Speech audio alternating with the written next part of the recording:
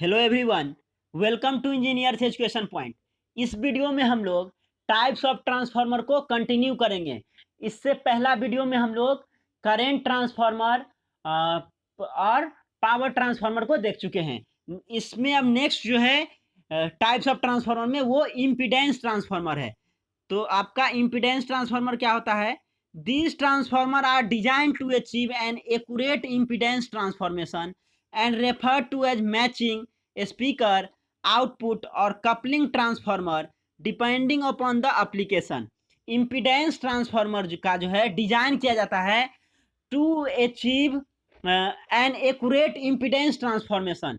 accurate impedance transformation के लिए impedance transformer का यूज किया जाता है and refer to as matching. impedance matching के लिए यूज करता है, स्पीकर में यूज करता है, आउटपुट और coupling transformer depending upon the application.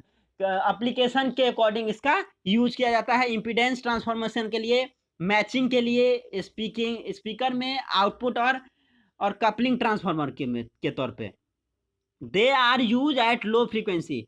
Impedance transformer का यूज जो है लो फ्रीक्वेंसी पे किया जाता है। नेक्स्ट है isolation transformer. Isolation transformer are use to isolate the circuit from the supply. Isolation transformer का यूज किया जाता है सर्किट को आइसोलेट करने के लिए सप्लाई से। To isolate the circuit, use to isolate the circuit from the supply, supply से अलग करने के लिए। This transformer have a turn ratio of 1:1। Primary winding और सेकेंडरी वाइंडिंग का जो रेशियो होगा वो 1:1 का रेशियो होगा। किसमें? आइसोलेशन ट्रांसफार्मर में। नेक्स्ट है auto transformer.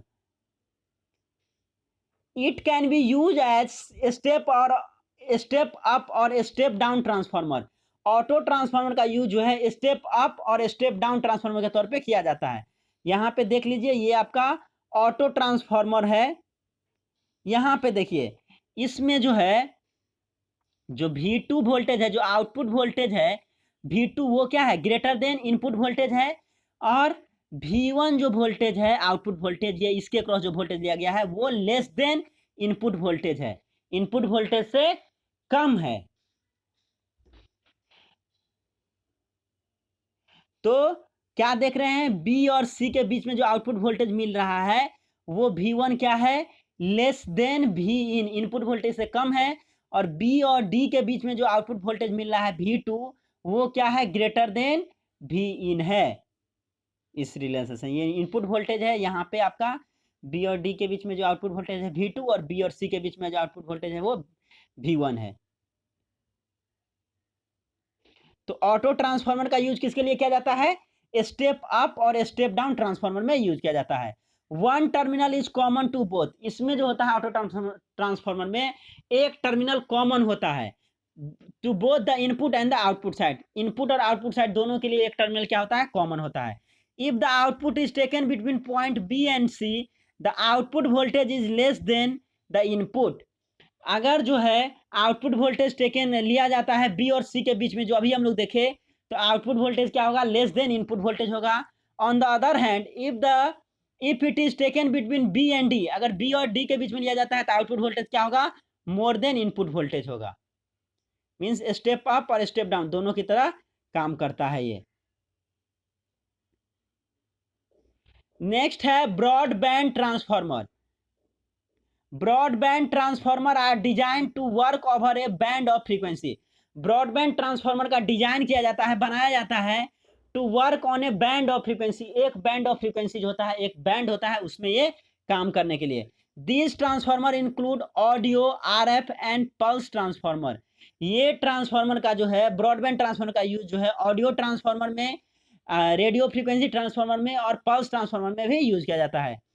Audio transformer are designed to work for frequency 20 hertz to 20 kilo hertz. Audio transformer का डिजाइन किया जाता है जो 20 हर्ट्ज से 20 किलो हर्ट्ज के बीच में काम करता है। Radio frequency transformer are design to cover a single frequency. Single frequency को कवर करने के लिए RF ट्रांसफार्मर का डिजाइन किया जाता है। Pulse transformer are designed to handle pulse wave shapes without much distortion. Pulse transformer का डिजाइन किया जाता है पल्स वेव शेप को जो है, पल्स वेव शेप को हैंडल करने के लिए विदाउट मच डिस्टॉर्शन, बिना कोई डिस्टॉर्शन के, बिना ज़्यादा क्षति के, बिना ज़्यादा नॉइज को, बिना डिस्टॉर्शन के ये काम करे इसके लिए। नेक्स्ट है आपका कांस्टेंट वोल्टेज ट्रांसफार्मर। एक constant voltage transformer automatically maintain a constant output voltage despite change in input voltage and load. Constant voltage transformer क्या करता है, ये आउटपुट वोल्टेज को कांस्टेंट करके रखता है despite changes in input voltage and load. Load में या इनपुट वोल्टेज में कुछ चेंज आता है उससे भी कोई फर्क नहीं पड़ता है, आउटपुट वोल्टेज को क्या करता है, ये कांस्टेंट करके रखता है, जिससे क्या होगा, आपका इफिशियंसी ज़्यादा होगा, ये नॉइज कम प्रोड्यूस करेगा, मींस कांस्टेंट आउटपुट देगा। तो कांस्टेंट वोल्टेज ट्रांसफार्मर क्या करता है, आउटपुट वोल्टेज को कांस्टेंट करके रहता है, इनपुट वोल्टेज और लोड में कोई भी चेंज आए फिर भी आपका आउटपुट वोल्टेज क्या रहेगा, कांस्टेंट रहेगा।